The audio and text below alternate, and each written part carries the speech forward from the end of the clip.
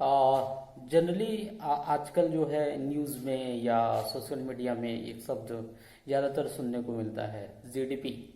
है ना।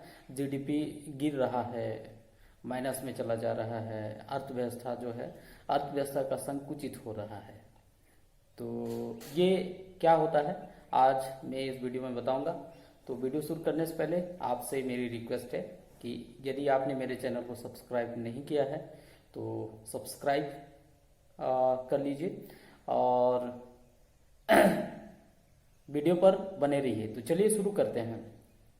तो जीडीपी जीडीपी का यदि फुल फॉर्म की यदि मैं बात करूं तो वो होता है ग्रॉस डोमेस्टिक प्रोडक्ट। हिंदी में इसको बोलते हैं सकल घरेलू उत्पाद। ठीक है। तो ये होता क्या है एक्चुअली में, तो जीडीपी क्या होता है, एक वित्तीय वर्ष, है ना, एक फाइनेंशियल ईयर, एक वित्तीय वर्ष 1 अप्रैल से 31 मार्च के दौरान देश के अंदर जितने भी वस्तुओं और सेवाओं का निर्माण होता है उसका मौद्रिक मूल्य को ही हम क्या कहते हैं, जीडीपी कहते हैं। है ना, उसको जीडीपी कहते हैं। तो एक साल के अंदर जितनी भी वस्तुएं बनेंगी उसका मौद्रिक मूल्य, और सेवा सेवा बैंकिंग है, होटल है, इनसे जो पैसे आएंगे उन सबको मिला के क्या कहते हैं, उसको जीडीपी कहते हैं। सिंपल सा उदाहरण लेके मैं आपको समझाता हूँ। जैसे उदाहरण के तौर पे ले लीजिए, अभी का जो फाइनेंशियल ईयर है वो कौन सा चल रहा है, तो ये है आपका 2021-22 चल रहा है। 31 मार्च 2022 में खत्म होगा। उदाहरण के तौर पे मान लीजिए कि 2021-22 में 100 बाइक बन गए, है ना, 100 मोटरसाइकिल बना, और प्रत्येक मोटरसाइकिल का रेट मान लीजिए 1 लाख रुपये है। ठीक है।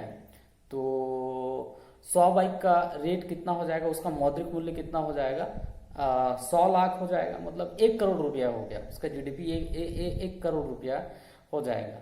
ठीक है। तो वैसे ही सर्विस का भी हम जोड़ लेते हैं उसमें। मैं तो केवल इसका क्या बताया, मैं आपको खाली वस्तुओं का बताया, तो सर्विस का भी उसी तरीके से जोड़ लेते हैं।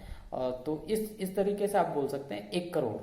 ठीक है। अब मान लिया जाए 2022-23 में, है ना, मतलब 21-22 में 100 बना था और 22-23 में फाइनेंशियल ईयर में ये 120 बना मोटरसाइकिल। ठीक है। 120 बना मतलब 120 बना मतलब ये हुआ कि बढ़ोतरी कितना का हुआ, कितना परसेंट का बढ़ोतरी हुआ, पिछले साल 100 बना था, अगले साल 120 बना, मतलब 20% का बढ़ोतरी हुआ।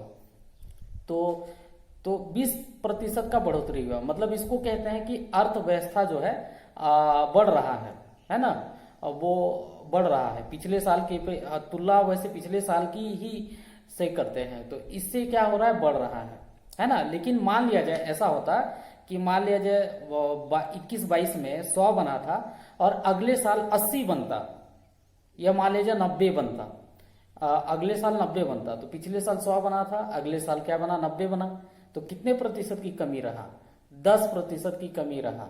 तो -10 उसकी जीडीपी ग्रोथ रेट कितना होता, -10, है ना। जैसे अभी का उदाहरण ले लीजिए कि अनुमानित है कि -7 होने वाला है ना, अगले साल का जो ग्रोथ रेट, यदि हम पिछले साल की अपेक्षा तुलना करें तो -7 होने वाला है। तो ऐसा समझ लीजिए कि 100 वस्तु बना था पिछले साल और उसमें से क्या हुआ, उदाहरण के तौर पे मान लीजिए, और मतलब आने वाला साल में मतलब जो इस साल है उसमें 7 का कमी हो गया, ऐसा आप समझ सकते हैं, है ना।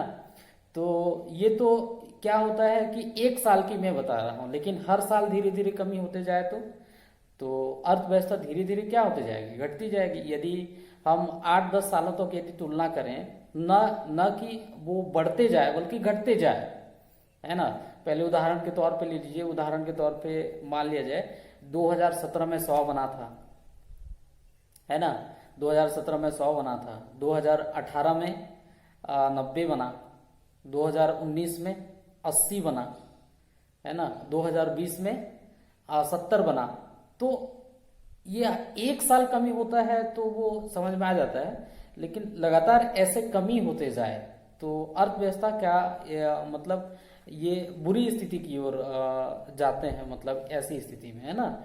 1 साल यदि कमी होता है तो ठीक है, लेकिन लेकिन हर साल ऐसे कमी होते जाए तो फिर ऐसा समझ लेना चाहिए कि अर्थव्यवस्था जो है ठीक ठाक नहीं चल रहा है ना। लेकिन एक्चुअली में देखें तो अर्थव्यवस्था घटते और बढ़ते रहता है ना। तो इसके असर हो सकते हैं बाद में देखने को मिले, है ना। तो उम्मीद है आपको ये समझ में आ गया होगा। धन्यवाद।